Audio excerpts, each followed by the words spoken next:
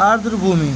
आर्द्र भूमियों पर हुए रामसर कन्वेंशन में इसे परिभाषित करते हुए कहा गया कि दलदली भूपर पट्टी प्राकृतिक या कृत्रिम, अस्थायी या अस्थायी, स्थिर या प्रवाहित, मीठे, खारे या लवण युक्त जल के क्षेत्र को आर्द्र भूमि की श्रेणी में रखा जाता है। इसी प्रकार तटीय क्षेत्रों में ऐसे भाग जिनकी गहराई निम्न ज्वार के समय 6 मीटर से अधिक नहीं होती है, ऐसे क्षेत्रों को आर्द्र भूमि की श्रेणी में रखा जाता है। इसके साथ ही द्वीपीय क्षेत्रों के तटीय भाग आर्द्र भूमि क्षेत्र के अंतर्गत वर्गीकृत किए जाते हैं, किंतु ऐसे क्षेत्रों में जल की गहराई 6 मीटर से कम होनी चाहिए। आर्द्र भूमि क्षेत्रों को विभिन्न प्रकार से वर्गीकृत किया जाता है।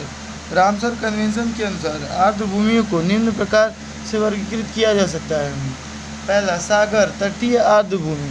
दूसरा, अंतःस्थलीय आर्द्र भूमि।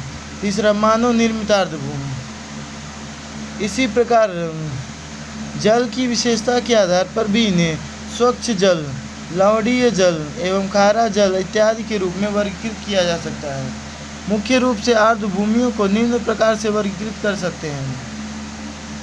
मार्शलैंड यानी कच्छ भूमि, दलदलीय क्षेत्र स्वयं, तराई क्षेत्र सुंदरवन, स्वच्छ जल होता है तराई क्षेत्र में, सुंदरवन में लवणीय जल होता है। तीसरा, मैंग्रोव।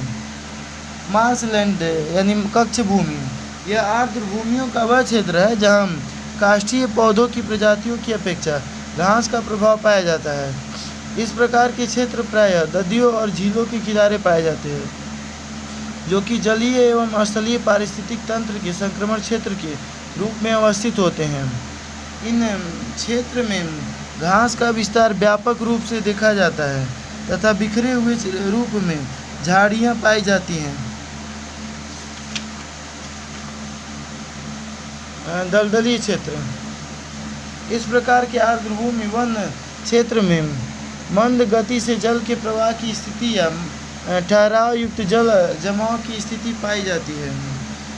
ये सामान्यतः नदियों या झीलों के समीप स्थित होते हैं। संबंधित दलदली क्षेत्र का जल मीठा 5 ppt, लवणीय या सागरीय हो सकता है। विश्व के कुछ प्रमुख दलदली क्षेत्र अमेजन, मिसिसिपी एवं कांगो जैसी विशाल नदियों के निकट पाए जाते हैं।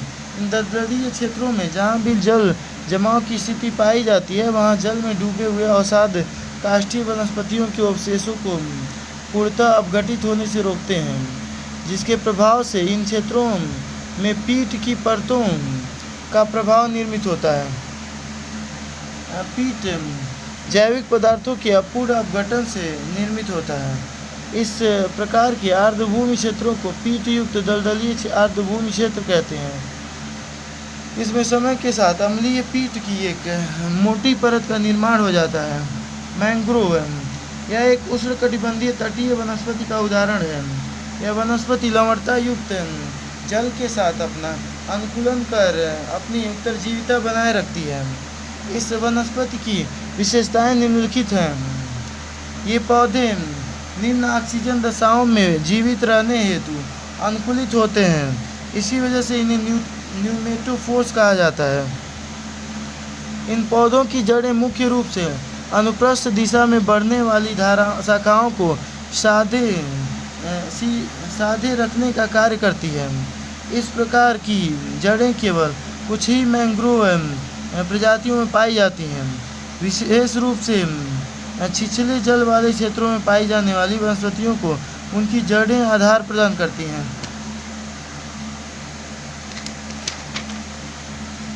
जरायुज संकरण यानी कि विविपेरी जर्मिनेशन, इनके बीज तब अंकुरित होते हैं जब यह मुख्य पेड़ से जुड़े होते हैं, जबकि अन्य पौधों के बीज मृदा में अंकुरित होते हैं। पौधे से जुड़े हुए रूप में बीजों में अंकुरण होने के बाद ये अलग हो जाते हैं और जल में गिरकर आसपास के क्षेत्रों में स्थानांतरित कर दिए जाते हैं। इस प्रकार ये पादप प्रजातियां अपनी उत्तरजीविता और संतति का निर्धारण करती है।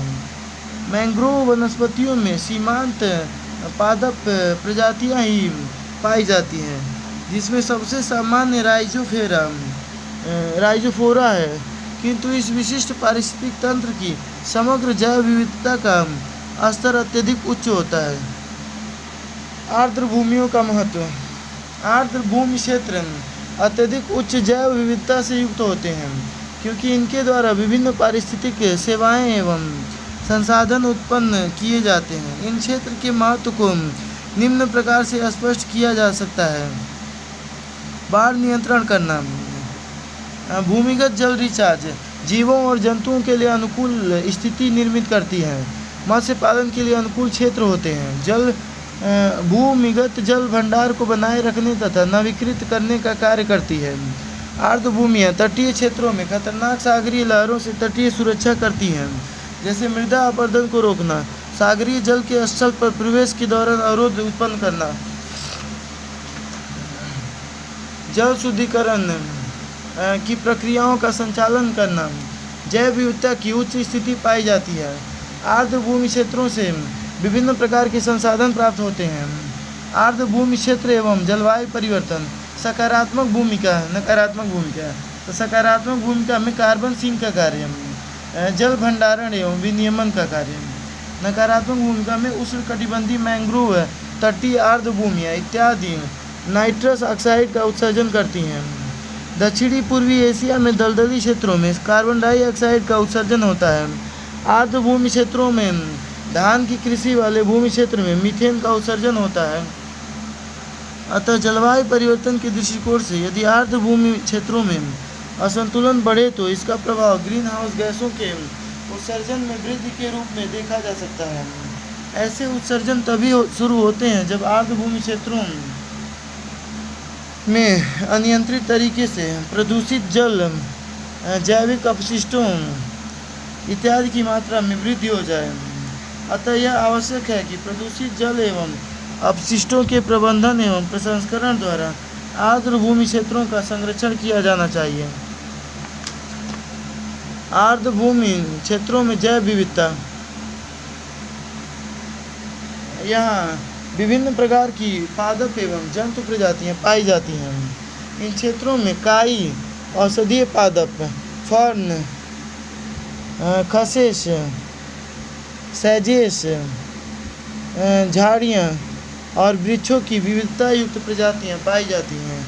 इनमें सैजेस एवं रुसेस शेष जैसे पादपों को जीवित रहने के लिए निरंतर जल आपूर्ति की आवश्यकता होती है। इसी तरह यहाँ विभिन्न प्रकार की मत्स्य प्रजातियाँ, उभयचर, सरीसृप, पक्षी वर्ग, आर्थ्रोपोड, स्तनधारी और विविधता युक्त मोनेरा तथा फंजाई पाए जाते हैं। मुख्य रूप से पक्षियों की विविधता युक्त प्रजातियाँ पाई जाती हैं, जैसे जल पक्षी के रूप में बत्तख, हंस, ग्रिफ्स, पेलिकन इत्यादि। आर्द्र भूमि क्षेत्र प्रवासी पक्षियों के लिए एक प्रमुख आश्रय स्थल होते हैं। इन आर्द्र भूमि क्षेत्रों में शैवालों की भी विभिन्न प्रजातियां पाई जाती हैं। भारत में आर्द्र भूमि क्षेत्रों का वितरण। प्राकृतिक आर्द्र भूमि क्षेत्र को निम्न प्रकार से वर्गीकृत किया जा सकता है। अत्यधिक ऊंचाई वाले हिमालय क्षेत्र की झीलें, नदी तंत्रों के बाद के मैदान में स्थित आर्द्र भूमि क्षेत्र, शुष्क एवं अर्ध शुष्क क्षेत्रों की लवणीय जलीय भाग, तटीय क्षेत्रों में पाए जाने वाले लैगून, कयाल, एस्चुअरी, मैंग्रोव और प्रवाल क्षेत्र इत्यादि। अधिकांश अंतः स्थलीय आर्द्रभूमि क्षेत्र प्रत्यक्ष या अप्रत्यक्ष रूप से नदी तंत्रों से संबंधित हैं, जैसे गंगा, ब्रह्मपुत्र, नर्मदा, गोदावरी, कृष्णा, कावेरी इत्यादि। भारत के कुल भौगोलिक क्षेत्र के 4.7% भाग में आर्द्र भूमि क्षेत्र पाए जाते हैं, जिसमें अंतःस्थलीय आर्द्र भूमियों का क्षेत्रफल प्रतिशत 69% है, तटीय आर्द्र भूमियों का 27% एवं अन्य का 4% है। इनमें से प्रत्येक प्रकार की आर्द्र भूमि के औसत क्षेत्र के संदर्भ में प्राकृतिक तटीय आर्द्रभूमि अधिक विस्तृत रूप में पाए जाते हैं। भौगोलिक क्षेत्र के आधार पर राज्यों के स्तर पर सर्वाधिक क्षेत्रफल गुजरात 17.5, सबसे कम मिजोरम 0.66%, केंद्र शासित प्रदेश के स्तर पर सर्वाधिक क्षेत्र लक्षद्वीप में और सबसे कम क्षेत्रफल चंडीगढ़ में पाया जाता है। आर्द्रभूमि क्षेत्रों की वर्तमान स्थिति। आर्द्रभूमि क्षेत्र विश्व में सर्वाधिक संकटग्रस्त प्राकृतिक आवासीय क्षेत्र हैं। जनसंख्या में वृद्धि के कारण संसाधनों की बढ़ती मांग की वजह से आर्द्रभूमि क्षेत्र में मानवीय हस्तक्षेप बढ़ा है। इसी तरह औद्योगिकरण के बढ़ते प्रभाव के कारण उत्पन्न होने वाले प्रदूषकों का इन आर्द्रभूमि क्षेत्रों में प्रवेश बढ़ने से इनकी पारिस्थितिक प्रक्रियाएं असंतुलित हो गई हैं। भारत में कुछ गंभीर रूप से संकटग्रस्त आर्द्रभूमि क्षेत्र निम्नलिखित हैं: डल झील, लोकटक झील, वूलर झील, हरिके झील, सुंदरवन, कच्छ की खाड़ी, कर्नाटक तट पर अवस्थित एस्चुअरी, खंबात की खाड़ी और अंडमान एवं निकोबार द्वीप समूह। आर्द्रभूमि क्षेत्रों के क्षरण का कारण मानव जनित कारण कृषि, वानिकी और पशुपालन की प्रक्रिया में आर्द्रभूमि क्षेत्रों का क्षरण बढ़ा दिया। ठोस अपशिष्ट निस्तारण हेतु भराव अधिक, संसाधन दोहन एवं असतत जल उपयोग, खनन एवं उत्खनन गतिविधियाँ, अवैध शिकार बढ़ना, वृक्षों को काटना इत्यादि। प्राकृतिक कारण जलवायु परिवर्तन, चक्रवाती प्रभाव का बढ़ जाना, अपरदन का बढ़ जाना, सूखा बढ़ जाना, सागरीय जलस्तर का बढ़ जाना। राष्ट्रीय आर्द्रभूमि संरक्षण कार्यक्रम केंद्र सरकार द्वारा राज्य सरकारों के सहयोग से वर्ष 1986 में राष्ट्रीय आर्द्रभूमि संरक्षण कार्यक्रम NWCP प्रारंभ किया। यह कार्यक्रम निम्नलिखित उद्देश्यों के साथ शुरू किया गया: आर्द्रभूमियों के संरक्षण एवं प्रबंधन के लिए नीतिगत दिशा निर्देश निर्मित करना, प्राथमिकता प्राप्त आर्द्रभूमियों का संरक्षण सुनिश्चित करना,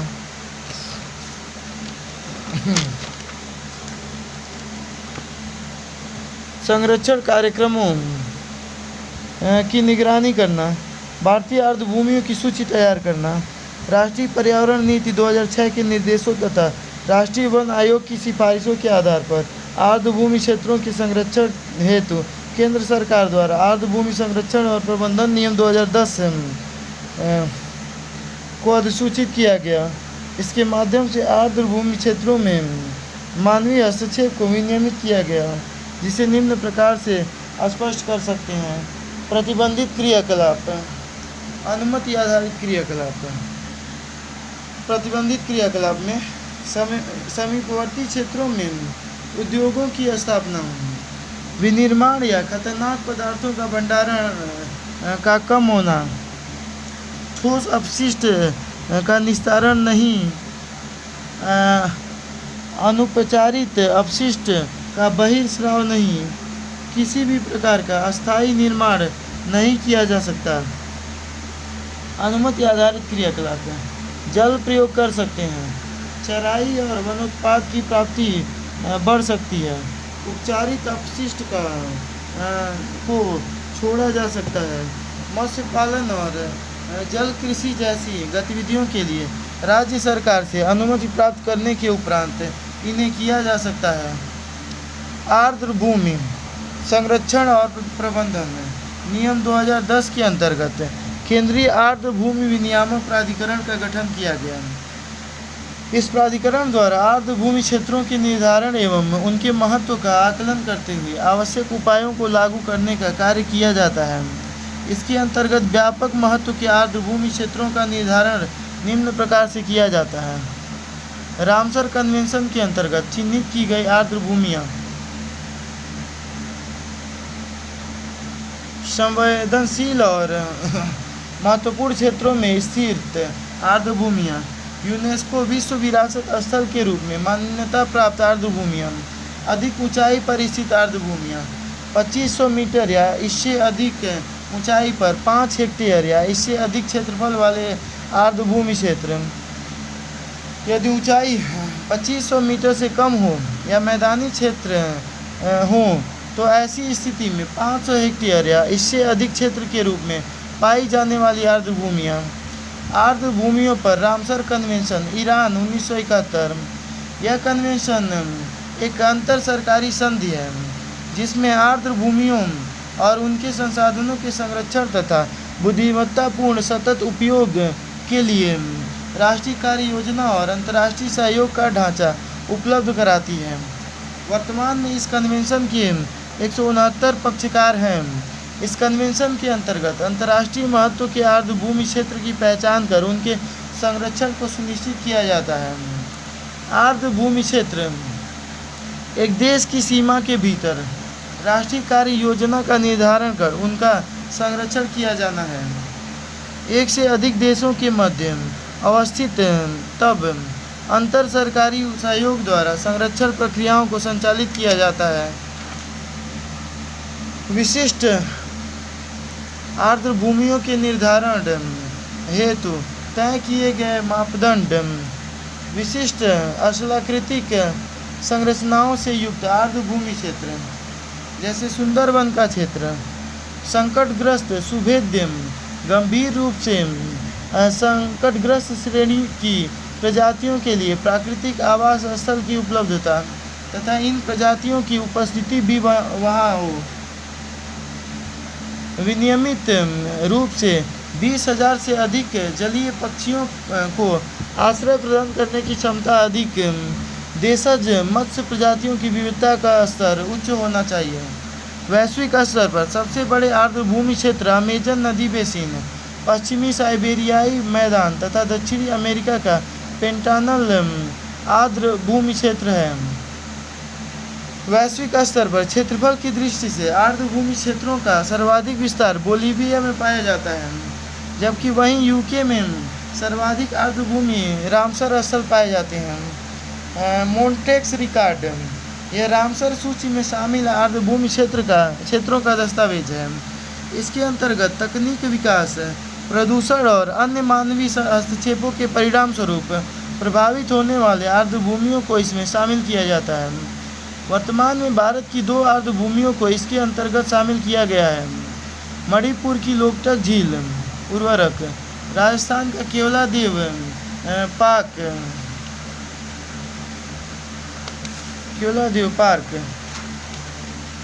जलवायु परिवर्तन जलवायु परिवर्तन किसी स्थान की मौसमी दशा में दीर्घकाल तक होने वाले परिवर्तन से संबंधित है।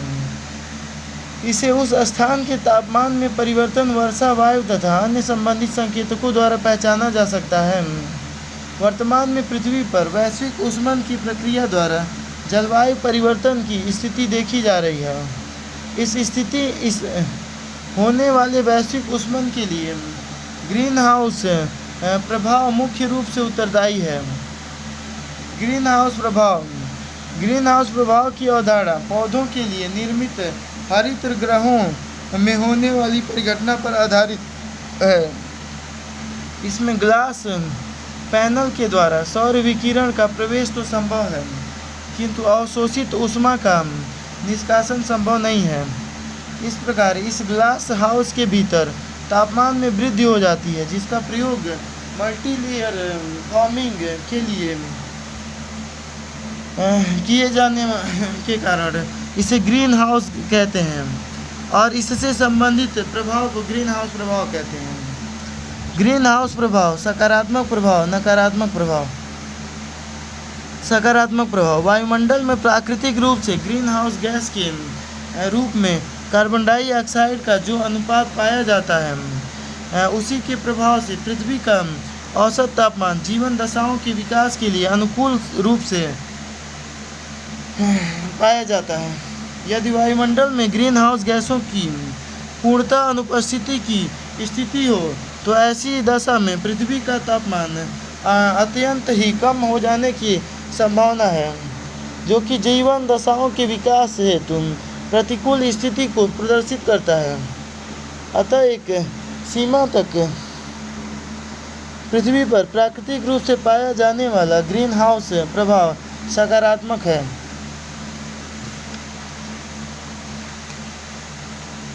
नकारात्मक प्रभाव, मानव द्वारा कार्बन डाइऑक्साइड के उत्सर्जन में निरंतर वृद्धि की जा रही है। कार्बन डाइऑक्साइड वायुमंडल की गैसों में सर्वाधिक महत्वपूर्ण ग्रीन हाउस गैस है, जिसका वर्तमान ग्रीन हाउस प्रभाव में लगभग 60% का योगदान है। इसके साथ ही अन्य ग्रीन हाउस गैसों में nitrous oxide, ozone, chlorofluorocarbon,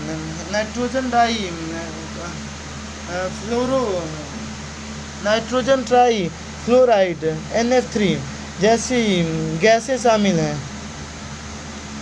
Kyoto protocol के अंतर्गत निर्धारित अधिदेश द्वारा जीएचजीज का निर्धारण और श्रेणीकरण किया गया है, जो कि निम्नलिखित है। कार्बन डाइऑक्साइड उत्पत्ति, जीवाश्म ईंधन के दहन, वनों की कटाई अधिक, अपशिष्टों के जैविक अपघटन इत्यादि। मानव जनित कारक, मानव जनित एवं प्राकृतिक कारक। CH4 और मीथेन उत्पत्ति, CH4 यानी मीथेन की उत्पत्ति प्राकृतिक रूप से आर्द्रभूमि क्षेत्रों तथा महासागरों से उत्सर्जन होता है। मानव जनित कारकों द्वारा उत्सर्जन जैसे कृषि प्रक्रियाएं, धान, जूट इत्यादि ईंधनों का दहन, जीवाश्म ईंधन, अपशिष्टों का अपघटन। नाइट्रस ऑक्साइड N2O यह महासागरीय जल और मृदा से जीवाणु प्रक्रियाओं द्वारा प्राकृतिक रूप से उत्सर्जित होता है। वहीं मानव जनित कारकों में जैसे मृदा के स्वरूप में परिवर्तन, जीवाश्म ईंधनों के दहन इत्यादि। ओजोन यदि O3 वायुमंडल में जटिल प्रकाश रासायनिक प्रक्रिया द्वारा इसका प्रभाव उत्पन्न होता है। CFCs औद्योगिक गतिविधियां, प्रशीतक, कीटनाशकों और कृत्रिम सोलवेंट, फोम उत्पादन। NF3 नाइट्रोजन ट्राई फ्लोराइड औद्योगिक गतिविधियों से उत्पन्न होती है। यह एक रंगहीन, अकार्बनिक, अज्वलनशील और जहरीली गैस है। कार्बन डाइऑक्साइड के उत्सर्जन का प्रतिरूप, उत्तरी अमेरिका द्वारा लगभग 28% कार्बन उत्सर्जन किया जा रहा है। 1/3 उत्सर्जन एशिया और ओसेनिया द्वारा किया जा रहा है। 33 से 34% इस क्षेत्र में विश्व जनसंख्या का लगभग 60% भाग विकास करता है। वैश्विक स्तर पर ये दोनों क्षेत्र मिलकर लगभग 60% कार्बन डाइऑक्साइड का उत्सर्जन करते हैं। एशिया और ओशिनिया में कार्बन डाइऑक्साइड के उच्च उत्सर्जन का कारण यहाँ जनसंख्या का अधिक होना है, जबकि उत्तरी अमेरिका में ऊर्जा की अत्यधिक खपत के कारण कार्बन डाइऑक्साइड का उच्च स्तर पाया जाता है। भारत में प्रति व्यक्ति कार्बन डाइऑक्साइड का उत्सर्जन 1.1 टन है, जबकि वहीं USA में 20 टन है। जलवायु परिवर्तन और महासागर, पृथ्वी पर स्थल तथा महासागर दोनों ही पर पाए जाने वाले अवसाद सबसे बड़े कार्बन संग्राहक हैं। स्थलीय क्षेत्रों में यह कैल्शियम कार्बोनेट के रूप में संग्रहित होता है। इसी प्रकार दूसरे सबसे बड़े कार्बन संग्राहक महासागर हैं, जहां कार्बन विघटित कार्बोनेट और हाइड्रोजन कार्बोनेट आयनों के रूप में अधिकांशतः उपस्थित होते हैं। जीवाश्म ईंधनों के दहन से उत्सर्जित कार्बन का लगभग 1/3 भाग महासागरों में संग्रहित होता है। कार्बन संग्रहण की यह प्रक्रिया निम्न प्रकार से संपन्न होती है। भौतिक प्रक्रिया, जैविक प्रक्रिया। भौतिक प्रक्रिया, कार्बन डाइऑक्साइड गर्म जल की तुलना में ठंडे जल में अधिक आसानी से घुल जाती है। इसी प्रकार यह स्वच्छ जल की तुलना में महासागरीय खारे जल में अधिक तेजी से घुलती है, क्योंकि सागरीय जल में प्राकृतिक रूप से कार्बोनेट आयन सम्मिलित होते हैं। यही कारण है कि मध्य अक्षांशीय एवं उच्च अक्षांशीय जल में इसकी घुलनशीलता अधिक पाई जाती है। ठंडा जल कार्बन डाइऑक्साइड को अपने साथ घुलाकर महासागर की तली में बैठ जाता है। इस प्रकार महासागर में घटित होने वाली इन भौतिक क्रियाओं द्वारा कार्बन डाइऑक्साइड का निरंतर अवशोषण होता रहता है। जैविक प्रक्रिया कार्बन डाइऑक्साइड का अवशोषण प्रकाश संश्लेषण अधिक सागरीय तली में निक्षेपित कर दिए जाते हैं। महासागरीय जल में पाए जाने वाले शैवाल और फाइटो प्लैंकटन स्थलीय पादपों की तरह प्रकाश संश्लेषण क्रिया द्वारा वायुमंडलीय कार्बन डाइऑक्साइड का अवशोषण कर महासागर के कार्बन अवशोषण में वृद्धि करते हैं। ये महासागरीय जैविक पदार्थ मृत होने के बाद अवशोषित कार्बन का महासागरीय तली में जमा कर देते हैं। इस प्रकार जैविक क्रिया द्वारा महासागर की तली में कार्बन का संग्रहण किया जाता है। मानव द्वारा जीवाश्म ईंधनों के दहन से प्राकृतिक जैविक चक्र की तुलना में लगभग 10 लाख गुना तेजी से कार्बन डाइऑक्साइड का उत्सर्जन किया जा रहा है। स्थल एवं महासागरीय जल से संबंधित प्रणालियाँ उस तीव्र गति के साथ अवशोषण नहीं कर सकते हैं जिस दर से इसका निष्कासन हो रहा है। यही कारण है कि वायुमंडलीय कार्बन डाइऑक्साइड का स्तर पिछले कुछ दशकों से अत्यधिक तेजी से बढ़ा है। महासागरों पर वैश्विक ऊष्मन का प्रभाव।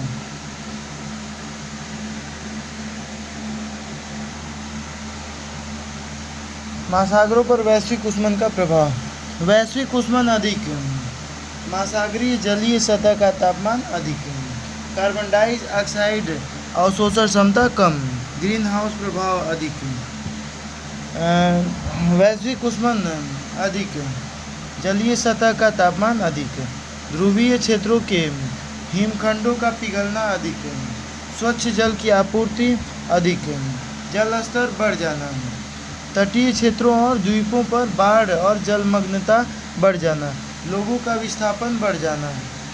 शासन संबंधी चुनौतियाँ का बढ़ जाना, संसाधन आपूर्ति में कमी का बढ़ जाना, संसाधन संकट की स्थिति अधिक, स्थल पर जलवायु परिवर्तन का प्रभाव, आपदाएं अधिक, जैसे बाढ़ और सूखा का बढ़ जाना, कृषि उत्पादन कम, खाद्य सुरक्षा का बढ़ जाना, स्वास्थ्य समस्याओं में वृद्धि के कारण जीवन लागत बढ़ जाना, गरीबी और वंचना का अधिक हो जाना। कृषि और वैश्विक ऊष्मन। फसल पूर्व से संबंधित कृषि प्रक्रियाएं। जुलाई में इससे मृदा में ऑक्सीजन की मात्रा बढ़ जाती है। जुताई करने पर मृदा में उपस्थित जैव पदार्थ कार्बनिक पदार्थों का विघटन तीव्र हो जाता है। परिणाम स्वरूप जीएचजी के रूप में कार्बन डाइऑक्साइड का उत्सर्जन बढ़ जाता है। जुताई अधिक हो जाती है तो फसल के दौरान की जाने वाली कृषि प्रक्रियाएं। उर्वरकों का प्रयोग बढ़ जाता है।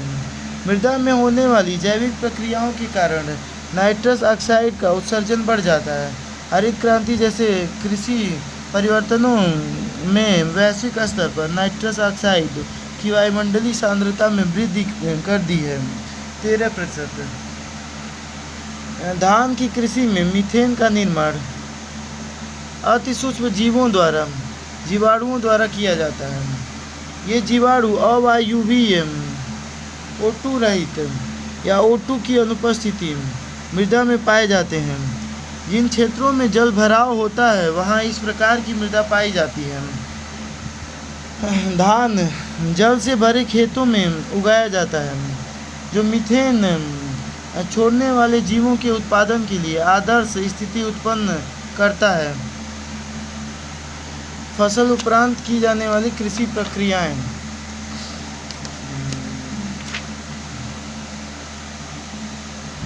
पराली दहन द्वारा कार्बन डाइऑक्साइड का उत्सर्जन किया जाता है। एरोसोल, कार्बन जनित एरोसोल उत्सर्जित होते हैं। वायु की परतों की ऊष्मन दर बढ़ जाती है, वायु प्रदूषण अधिक हो जाता है। जलवायु स्मार्ट कृषि, CSA यानी कि क्लाइमेट स्मार्ट एग्रीकल्चर। जलवायु स्मार्ट कृषि एक ऐसा दृष्टिकोण है जो कृषि को बदलते जलवायु के अनुरूप ढालकर कृषि संबंधित समस्याओं को कम करने का लक्ष्य रखता है। जलवायु स्मार्ट कृषि द्वारा सतत कृषि को बढ़ावा देकर पोषण युक्त खाद्य सुरक्षा एवं विकास को सुनिश्चित किया जा सकता है। जलवायु स्मार्ट कृषि के निम्नलिखित उद्देश्य हैं। सतत कृषि प्रक्रियाओं द्वारा उत्पादकता और आय में वृद्धि करना, जलवायु परिवर्तन के प्रति अनुकूलता और लचीलेपन का निर्माण करना, जहाँ तक संभव हो ग्रीन हाउस गैसों के उत्सर्जन को कम करना, सतत कृषि प्रक्रियाओं द्वारा उत्पादकता और आय में वृद्धि करना। कृषि प्रक्रियाओं को पारिस्थितिक कृषि प्रणाली के अंतर्गत लाना आवश्यक है। इसके लिए निम्न विकल्पों का उपयोग किया जा सकता है। जीरो इनपुट कृषि, जीरो टिलेज फार्मिंग, जैव उर्वरकों का प्रयोग, सूक्ष्म सिंचाई प्रणालियों द्वारा अनुकूलित सिंचाई अधिक, कृषि भूमि का वैज्ञानिक दृष्टिकोण से प्रबंधन करना अधिक। इसके अंतर्गत निम्न विकल्पों को प्रयोग में लाया जाता है। मृदा में पोषक तत्वों की स्थिति का आकलन, मृदा के pH मान का आकलन एवं इसके आधार पर उर्वरकों तथा कीटनाशकों का प्रयोग करना, मृदा में अविघटित उर्वरकों तथा कीटनाशकों की मात्रा का आकलन करना, मृदा में जीवाणु प्रक्रियाओं और ह्यूमस की स्थिति का आकलन करना। उपरोक्त कारकों के आधार पर फसल का निर्धारण करते हुए फसल चक्र प्रबंधन पर जोर देना। इसके साथ ही बहुसंस्तरीय कृषि, बागवानी, औषधीय पादपों, फूलों इत्यादि को बढ़ावा दिया जाना चाहिए।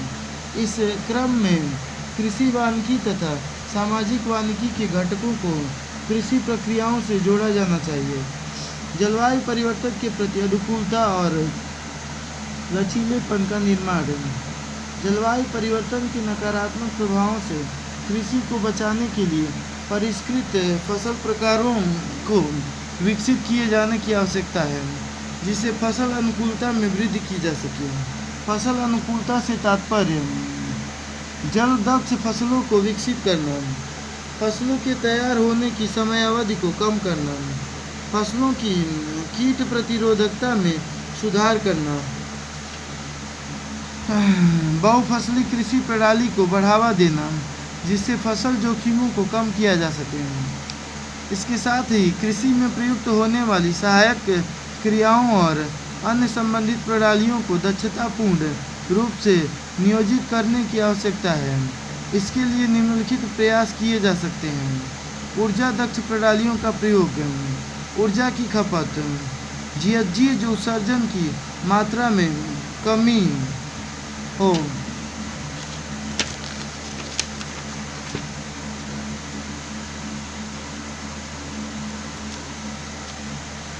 जल दक्षता प्रणालियों के प्रयोग को बढ़ावा देना, वर्षा जल को संचित करने और उपयोग से संबंधित तंत्र का विकास करना, भूमिगत जल रिचार्ज प्रणालियों को विकसित करना, सूक्ष्म जल सिंचाई प्रणालियों और जल के पुनर्चक्रीय उपयोग को सुनिश्चित करना, संबंधित कृषि भूमि क्षेत्रों के निकट वृक्षारोपण का बढ़ जाना, ग्रीन हाउस गैसों के उत्सर्जन को कम करना। CSA से संबंधित प्रथम दो विकल्पों का प्रभावी क्रियान्वयन किया जाना चाहिए। नवीकरणीय ऊर्जा विकल्पों का प्रयोग बढ़ाया जाए। इसके साथ ही कृषि भूमि इत्यादि का प्रभावी रूप से प्रबंधन करते हुए स्वच्छ ऊर्जा के विकास पर जोर दिया जाए।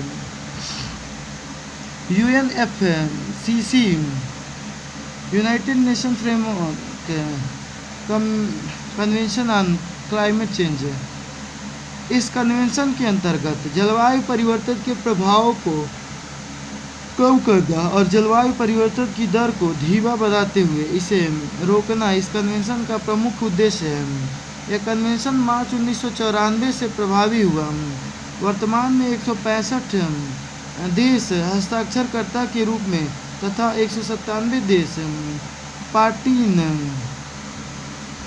पक्षकार के रूप में इससे जुड़े हुए हैं। इस कन्वेंशन के अंतर्गत निम्नलिखित लक्ष्यों एवं कार्यवाहियों को निर्धारित किया गया। वायुमंडल में ग्रीन हाउस गैसों की सांद्रता को स्थिर रखना, जलवायु प्रक्रियाओं में प्रत्यक्ष मानवीय हस्तक्षेप को कम करना, जैसे आर्थिक क्रियाओं द्वारा जीवाश्म ईंधनों का दहन इत्यादि। ग्रीन हाउस गैसों के उत्सर्जन की कटौती में विकसित देशों की भूमिका को महत्वपूर्ण माना गया है। आगे चलकर इन देशों को Annex 1 के अंतर्गत वर्गीकृत किया गया है। जलवायु परिवर्तन प्रक्रियाओं के नियंत्रण हेतु विकासशील देशों के लिए वित्तीय सहायता उपलब्ध कराने हेतु आवश्यक तंत्र का विकास किए जाने का लक्ष्य निर्धारित किया गया है। UNFCCC संबंधी प्रक्रियाओं के संचालन के लिए जलवायु परिवर्तन सचिवालय की स्थापना की गई। 1994 में UNFCCC के प्रभावी होने के बाद बर्लिन में COP का सम्मेलन वर्ष 1995 में आयोजित हुआ। इसमें जलवायु परिवर्तन पर एक समझौता प्रस्तुत किया गया, जिसका उद्देश्य सभी सदस्य देशों की वैश्विक जवाबदेहिता को सुनिश्चित किया जाना था। COP 3 1997 जलवायु परिवर्तन को नियंत्रित करने के लिए क्योटो जापान उद्देश्य से सभी सदस्य देशों के लिए 1995 में किए गए समझौते के अंतर्गत आवश्यक क्रियाविधियों का निर्धारण कर इनकी वैश्विक जवाबदेहिता को सुनिश्चित किया गया। इसे क्योटो प्रोटोकॉल कहा जाता है। इस प्रोटोकॉल को 1997 में अपनाया गया। इसके क्रियान्वयन संबंधी आवश्यक दिशा निर्देशों को मार्केज समझौता मोरक्को COP 7 2001 में अपनाया गया।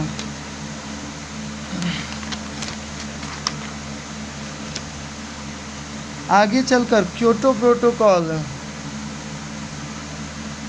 2005 से प्रभावी हुआ। जलवायु परिवर्तन के लिए उत्तरदायी ग्रीन हाउस गैसों के उत्सर्जन में विकसित देशों की भूमिका अधिक महत्वपूर्ण होने के कारण इस प्रोटोकॉल में साझी किंतु विभेदित जिम्मेदारियां निर्धारित की गईं, जिसमें उत्सर्जन कटौती के लिए विकसित देशों की भूमिका को महत्वपूर्ण माना गया। इस प्रोटोकॉल के अंतर्गत विकसित देशों के उत्सर्जन कटौती लक्ष्यों को पूरा करने हेतु निम्न प्रतिबद्धता अवधि का उल्लेख इस प्रोटोकॉल में किया गया। प्रथम प्रतिबद्धता अवधि 2008 से 2012, द्वितीय प्रतिबद्धता अवधि 2013 से 2020। क्योटो प्रोटोकॉल के अंतर्गत विकसित देशों के उत्सर्जन स्तर में 1990 के स्तर से 5.2% की कटौती का प्रस्ताव रखा गया। क्योटो प्रोटोकॉल के अंतर्गत सदस्य देशों को निम्न प्रकार से वर्गीकृत किया गया। Annex 1 आर्थिक संक्रमण से गुजरने वाली OECD देशों को इसमें शामिल किया गया। उत्सर्जन की कटौती बाध्यकारी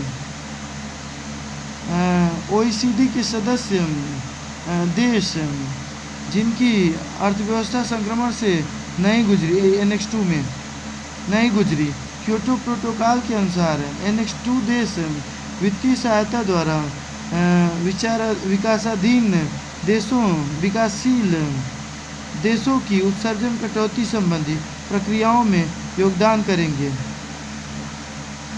Annex 3 इस श्रेणी के अंतर्गत विकासशील देशों को शामिल किया गया। उत्सर्जन कटौती बाध्यकारी प्रकृति की नहीं है। विकसित देशों के द्वारा विकासशील देशों की सक्षमता को परिष्कृत करने के उद्देश्य से निम्नलिखित कार्यों को किए जाने का निर्णय लिया गया।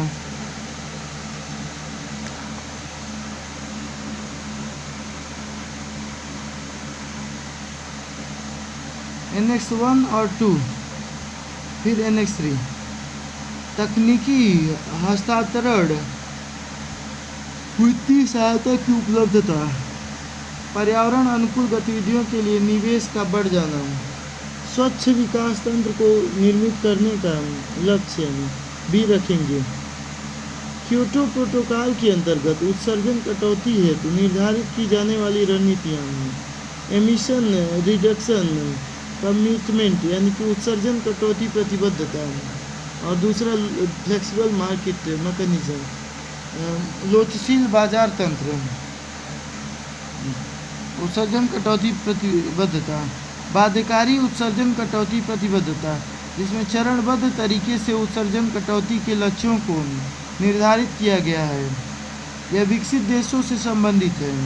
2018 से 8 से 2012 प्रथम अवधि, 2013 से 20 द्वितीय समय अवधि। लोचशील बाजार तंत्र में बाजार आधारित तंत्र द्वारा उत्सर्जन लक्ष्यों को प्राप्त करने की व्यवस्था निर्मित की गई। अंतर्राष्ट्रीय उत्सर्जन व्यापार, स्वच्छ विकास तंत्र, संयुक्त क्रियान्वयन। विकसित देश इन बाजार आधारित उपकरणों का प्रयोग कर उत्सर्जन कटौती का प्रयास कर सकते हैं। अंतर्राष्ट्रीय उत्सर्जन व्यापार, इसे ही कार्बन व्यापार या कार्बन ट्रेडिंग कहते हैं।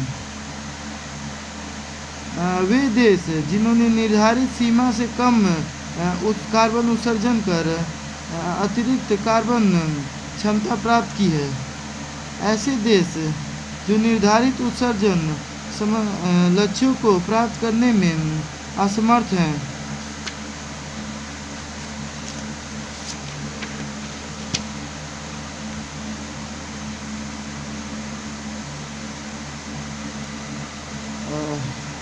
सप्लाई मांग, ये बाजार, कार्बन बाजार। क्योटो प्रोटोकॉल के अंतर्गत सदस्य देशों के लिए स्वीकृत उत्सर्जन को आवंटित मात्रा इकाई के रूप में विभाजित किया गया है। असाइंड अमाउंट यानी यूनिट AAU के रूप में विभाजित किया गया है।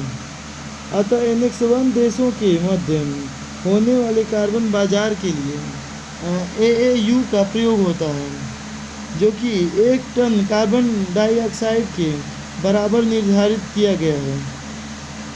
स्वच्छ विकास तंत्र, इस तंत्र के अंतर्गत क्योटो प्रोटोकॉल के उत्सर्जन कटौती लक्ष्यों को प्राप्त करने के उद्देश्य से कोई विकसित देश अन्य विकासशील देशों में उत्सर्जन कटौती वाले प्रोजेक्ट में निवेश कर कार्बन क्रेडिट प्राप्त कर सकते हैं, जिसे सर्टिफाइड एमिशन रिडक्शन यानी CER कहा जाता है। यह 1 टन कार्बन डाइऑक्साइड के बराबर होता है। CER इसलिए महत्वपूर्ण है क्योंकि इससे विकासशील देशों में निवेश की प्रक्रिया बढ़ती है। यह वैश्विक पर्यावरण निवेश एवं क्रेडिट योजना के उच्च के रूप में मानक उत्सर्जन उपकरण के तौर पर कार्य करती हैं, जिसके अंतर्गत नवीकरणीय ऊर्जा विकल्पों जैसे पवन या सौर ऊर्जा, उत्सर्जन कटौती से संबंधित स्रोतों पर निवेश इत्यादि को प्राथमिकता दी जाती है। विकासशील देशों की नवीकरणीय ऊर्जा आधारित आधारभूत संरचना का विकास कर उत्सर्जन स्तर में कटौती की सीमा को बढ़ाकर CER के रूप में क्रेडिट का लाभ विकसित देश को प्राप्त होगा। CER की एक यूनिट 1 टन कार्बन डाइऑक्साइड के बराबर होती है।